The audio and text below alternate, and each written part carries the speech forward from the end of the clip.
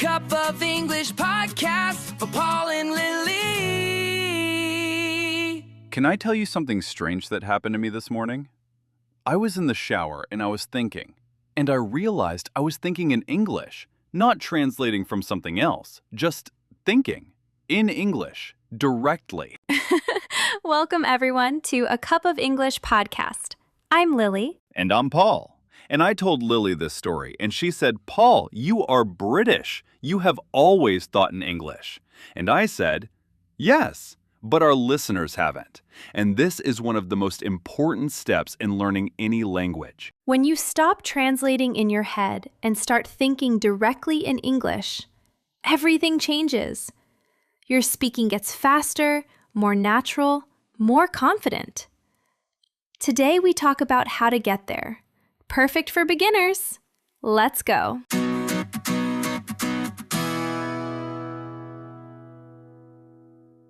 Right. So, when most people learn English, they do this. They think of a sentence in their language, they translate it into English in their head, and then they say it. And this process takes time. You feel slow. You feel nervous. And the goal is to skip the translation step completely. To think in English directly. Like, you see a dog on the street, and instead of thinking the word in your language first, you immediately think dog. Simple things first.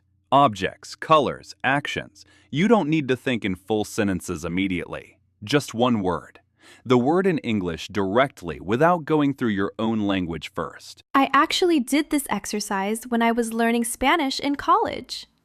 My teacher said, every time you see something today, say the word in Spanish in your head.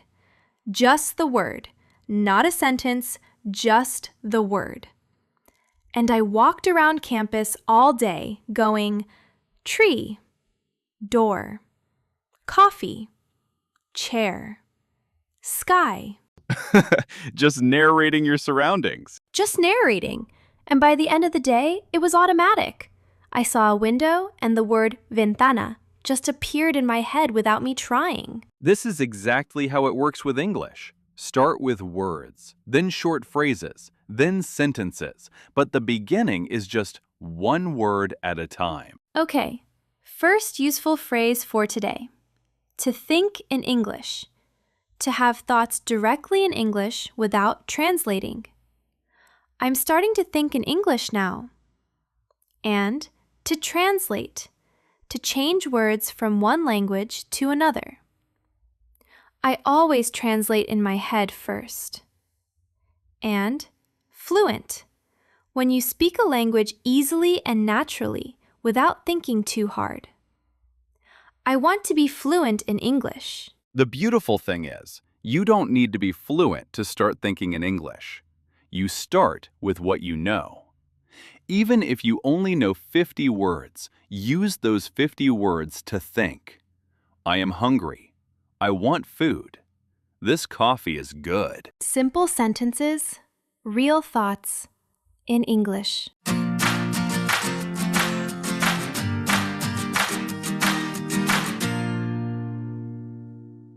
Okay, I have a story about this. When I first moved to London, I decided I was going to try to think like a British person. Not just the language, the whole way of thinking, the expressions, the attitude, everything. This sounds ambitious. It was very ambitious, and it went badly almost immediately. So, British people have this expression when something goes wrong. They say, not to worry. Very calm, very polite. Something terrible happens, and a British person says, not to worry. It is a very useful phrase. So I decided, I am going to use British expressions naturally in my everyday thinking. And one day, I was in a coffee shop, and I ordered a coffee, and the barista spilled it all over the counter, almost on me. And I, in my head, immediately thought, not to worry. Perfect. That is exactly right. And then I said it out loud. But because I was nervous and trying too hard, it came out completely wrong.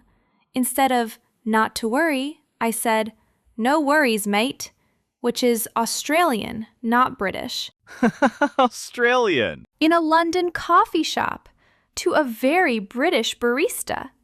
And he looked at me with this expression, very confused, and said, "Right," in that very British way, where right means, I don't know what just happened.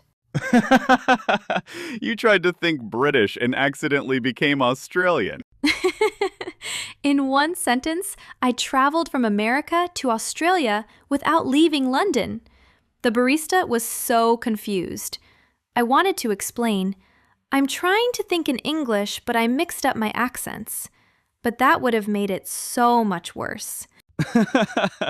So what did you do? I took my coffee and walked away very quickly and never went back to that coffee shop. You changed your coffee shop because of one accidental Australian expression. There are many coffee shops in London, Paul. I simply redistributed my business. Redistributed my business. Excellent. Okay, vocabulary. An expression, a group of words with a special meaning used in conversation. Not to worry is a British expression. An accent, the way you pronounce words connected to where you are from. She has a beautiful French accent. And naturally, doing something without thinking too hard, without forcing it. I want to speak English naturally.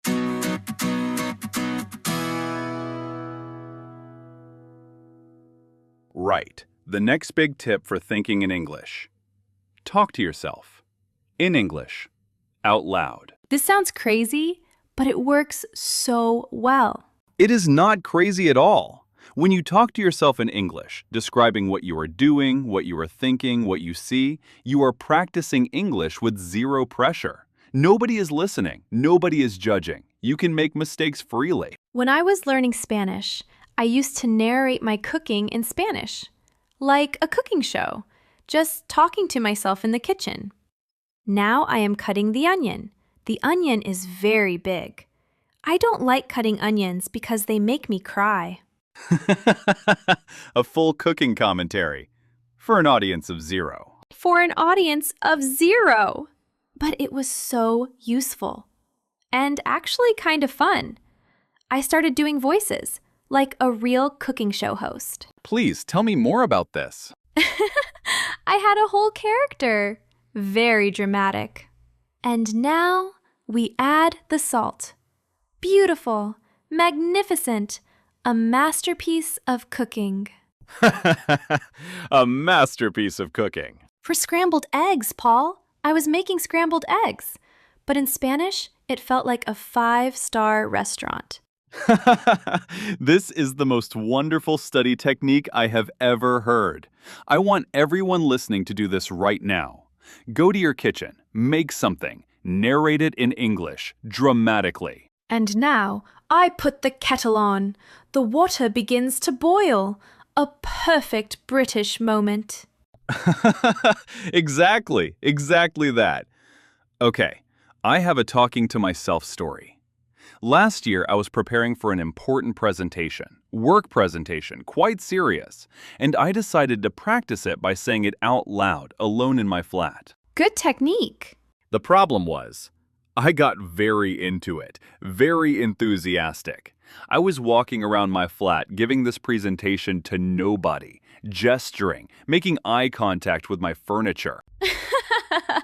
Making eye contact with your furniture. The chairs were a very attentive audience. The sofa asked good questions. What kind of questions did the sofa ask? The sofa was mostly silent, but it had a very encouraging energy. Anyway, I was so into this presentation that I didn't hear my neighbor knock on the door. And apparently, she had been knocking for quite a while. And she could hear me talking, confidently, loudly, with full gestures, through the door. And she was worried. She thought something was wrong. When I finally opened the door, she looked at me very carefully and said, "Are you all right? I could hear you talking and I wasn't sure if..." And I said, "I was practicing a presentation." And she said, "Oh, right. Is there someone in there with you?" And I said, No, just me. And she looked past me into the flat, checking, and said, Right then, and left. She looked past you to check. She absolutely thought I had lost my mind. And honestly, for a moment standing in that doorway, I wasn't entirely sure she was wrong. The presentation went well, though? Brilliantly. The furniture gave excellent feedback. Okay, talking to yourself is a great technique. And now, vocabulary. To practice. To do something again and again to get better. I practice English every day. Out loud. Using your real voice, not just in your head. Say it out loud. Confidence. The feeling that you can do something well. Speaking out loud builds your confidence. And without pressure, without stress, without worrying about mistakes. Practice English without pressure.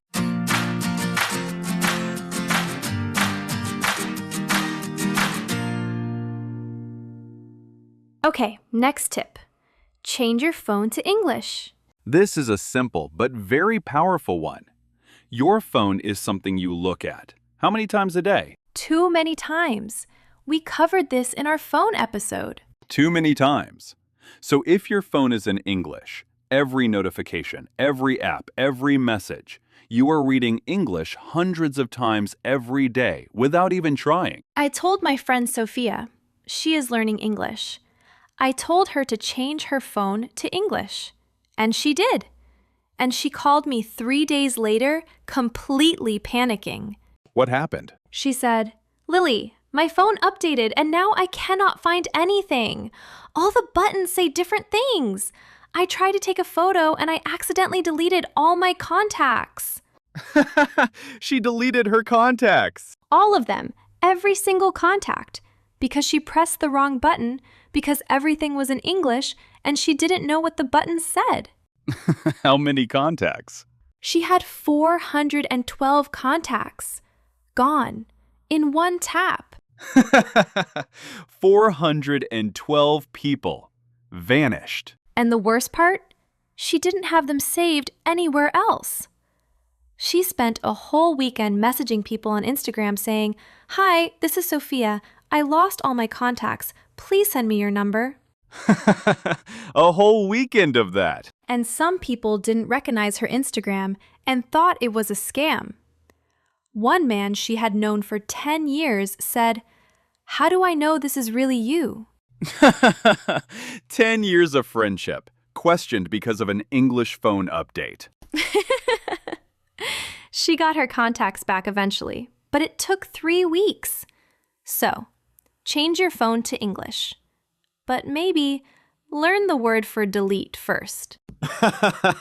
Very important safety tip. Know the dangerous buttons before you change the language. Okay, vocabulary. To change. To make something different. Change your phone to English. A setting. A part of your phone or computer that you can adjust. Go to settings and change the language. And to immerse yourself. To put yourself completely inside something. To surround yourself with it. Immerse yourself in English. Films, music, podcasts, your phone. Immerse is a great word. Like putting yourself underwater, but in English. And one final tip. Think in English about your day before you sleep. Just lie in bed and think, what happened today? In English, simple sentences. Today I went to the shop. I saw a funny dog. I had a good lunch. Just your day, in English, in your head. This is so good because there is no pressure.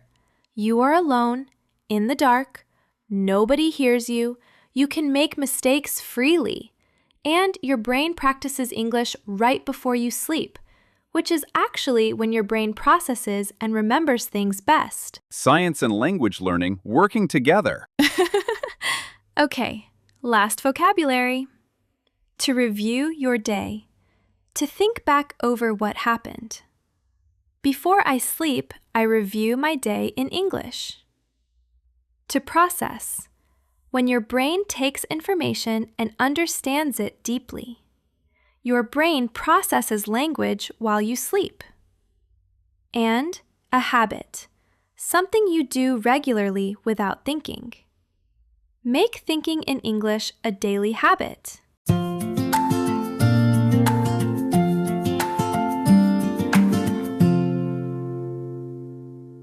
The key message of today: start small.